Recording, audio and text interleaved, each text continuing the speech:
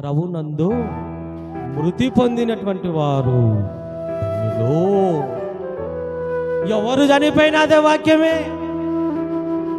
వాడు తాగినోడు చచ్చిపోయినా అదే వాక్యం ఉంది. ప్రభు కొరకు బ్రతికినోళ్ళైనా అదే వాక్యమే ఉంది. మీకు అర్థమవుతుందా? కుటుంబాలలో ఎవరు చనిపోయినా వాక్యమే. ప్రియులారా, నా పరుగు కడముట్టించి తిని నా విశ్వాసము కాపాడుకుంటుంది. తాగి తాగి తాగి